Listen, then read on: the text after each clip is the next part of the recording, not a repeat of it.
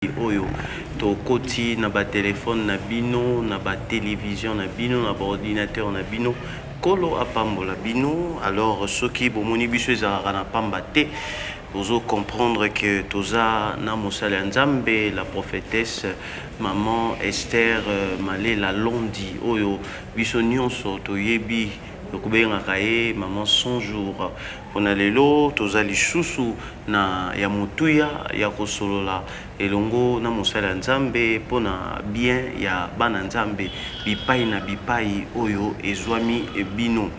Voilà maman mbote po to kende déjà mbote na yo maman mbote ya mbote na balandi nyonso bazolanda biso lisusu na émission Jésus réponse awa bipai tolobaka Yesu akota likambo na yo. Nzambe azala pe na yo pe na balandi nyonso. Amen, amen maman. Vraiment to yambi yango. Maman kozana yo déjà boye ezali pamboli alors to yebi que à chaque fois que to yaka libosa bandeko ezara toujours nelo kwa sika. Oyo kolo inspiraka yo poete okoko pambola bana nzambe. To utaki kozala lelo même na journée unique la restauration financière. Profiter na kotuna impression na ezandeni pour la journée lelo. Merci journée ya lelo nzambe ya Israël nzambe na biso oyo ami monisaki d'ailleurs déjà dans butumbu le bete makasi nga mota na monimbula nga bia oya dia basini ya mapambo lipo tongo ndenge ezotana vraiment likolo ezofungwama mabota bazaki ya ebele nzambe asopi mapambo lipo na bango ezaki vraiment lipamboli ya koleka ndenge to talisaki na livre ya Ézéchiel na chapitre 37 na verset 3 bipai nzambe alobaki na Ézéchiel est-ce que mikuwa oyo ekoki lisusu kozwa vie Ézéchiel ayebisaki nzambe yo moko moto yebi et na suka nzambe ayebisi ke sakola likolo ya mikuwa po mikuwa ni fela ta misisa elata misuni pe ezwa poso po molimo ekota kati na mikuwa po ezwa vie.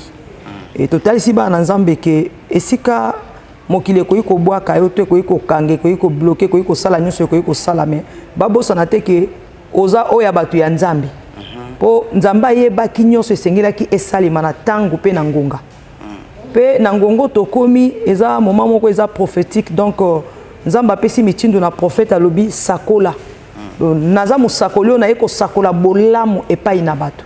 Donc bola monga nazo sakola ezo kokisama na vie ya bana nzambe quel que soit même ozaki na ba blocage ya ndenge nini ozaki na ba réclamation ozaki na ba freinage ozaki na malédiction mais comme ngai nzamba tindinga attaque prophète alobi na sakola likolo na yo de profession nga nazo ko sakola likolo ya bato eza kokokisama alobi nezeke loba na mikuwa elata nzoto tatola mikuwa ezwa musuni ezwa misisa ezwa poso.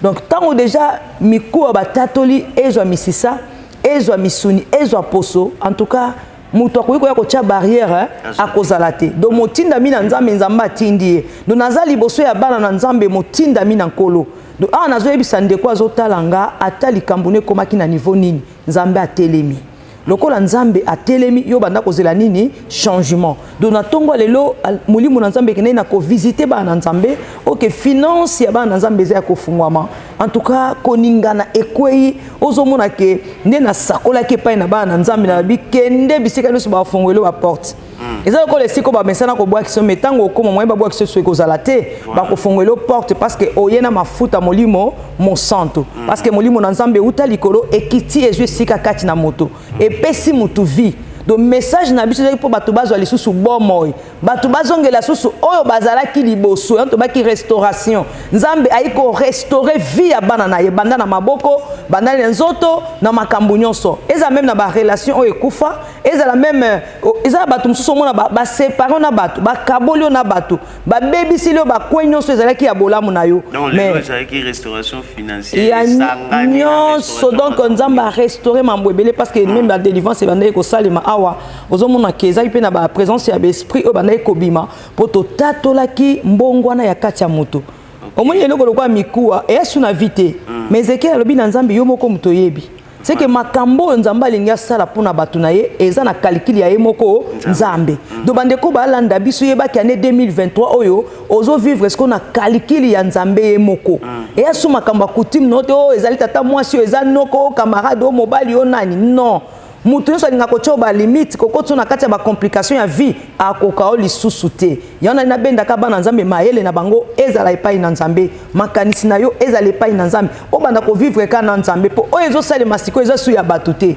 eza su ya bato te komi ya nzambe ye moko ndo moni mosakolo ya yebisi nzambe ke yo moko muto yebi donc po na yo ndenge oza bomba problème na yo nzambe ayebi eloni akoki kosala po ozwa kimia na suka nzamba pesi mitindo epai na mosakolo bi sakola donc nga nazo sakola kaka la puissance de la parole batu babika batu bakangolama batu bazwa changement bulo pe obala omema pe mwana maboko oyeba nde ba voyageaka ozwa pe diplôme baninga bazwa oseka pe osimba pe mbongo tala ezana batu mususu do basi bachaye o babenga bututu ya mo tozo préparer déjà 3 jours ya délivrance pour to ba 2023 to vanda kimia te donc na minute o batu ba déjà ya kopambola parce que finance eza ya kofungwama bana nzambe nyonso bazalaki awa bazongi na bambongo na mone batu ba par la fois batu ba na ba sac abi comme maman saki sine na simba ki bona cheba mbongo bose ke mutu nyonso na kondima ke toki kozwa nini mbongo do bazwaki yango penza na kondima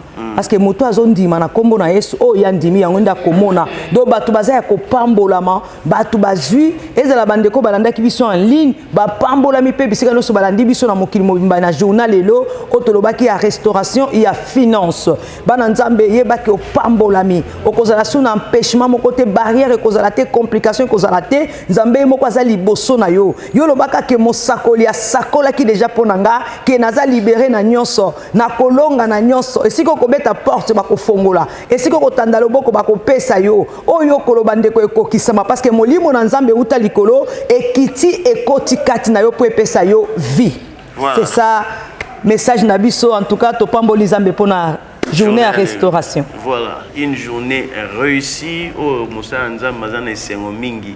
Pour les hommes, ça makana l'olengana kolobaki biso ba etolandaki na internet ozalaki présent. J'espère que mutunyon so azui ya mutuya. Maman toujours thème na biso ya ne Yesu kotali kamona.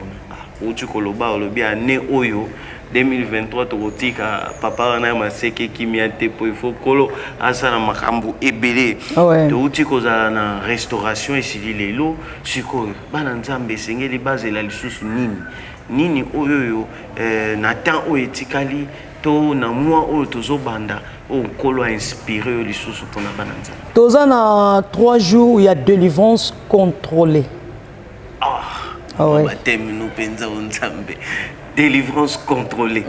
Délivrance à pas bateau parce sous contrôlé. Il y a contrôle, il y a molimo centre. Oyebi, il y en a batum susu diable a kota penza tonga vandela. Mutu a une église quand azo une église te, azo sambela yimo ko azo sambela te. Parce que likambu nyonso ezaka na tango nango. Le Bible lobi likambu na tango nango doto kende moko. Parce que loko Yesu atikela biso bito sambela tango nyonso. Donc sambela ngonga nyonso yango ndezali solution. De Seigneur kozala toujours na présence ya Seigneur. Tango zoya eloko moko elongwe. Oye eloko moko ebimi. Oye eloko kaka bongo timukolo Yesu akoya. Donc to koti siko na moment ya délivrance contrôlée. Omoni Yesu asekwisi Lazare. So totali na livre ya Jean 11 toki na verset 40 kuna bisika Yesu abelela ki Lazare sort Lazare abimi. Voilà. Asekwi. Mais tango asekwi abande kotambola te. OK. Mungongo na ya Yesu Kristo, mungongo ya Jésus esekwisi mais akangamaki. Eloko ekangaki Lazare ezani, ezaki mobeko. Donc le lenge ya tango na ya kala so bakundi mutu babandai koninga ye babandi. Mondi bachaka badra non, mais bango ezaki baningi nzoto ya mutu nyonso. Le tango alamuki abimina biloko, abimina molato wana zalaki nango. Ozo comprendre. Mais abandai kotambola te akomaki limité parce que azaki na basinga na makolo na nzoto nyonso aninga maki. Mais mungongo na ye si koma ikoloba parce que Yesu abengi abimi liita esanzi Lazare. Donc ndenge moko pe na bandeko ebele ozomona ke akenda ke église. Asambelaka. Mais azana problème ya ba limite ya vie. Ozomona. Donc muto abongo moye avancer ezate. Voilà. Na sambelaka na kenda ke église. Na zape pasteur.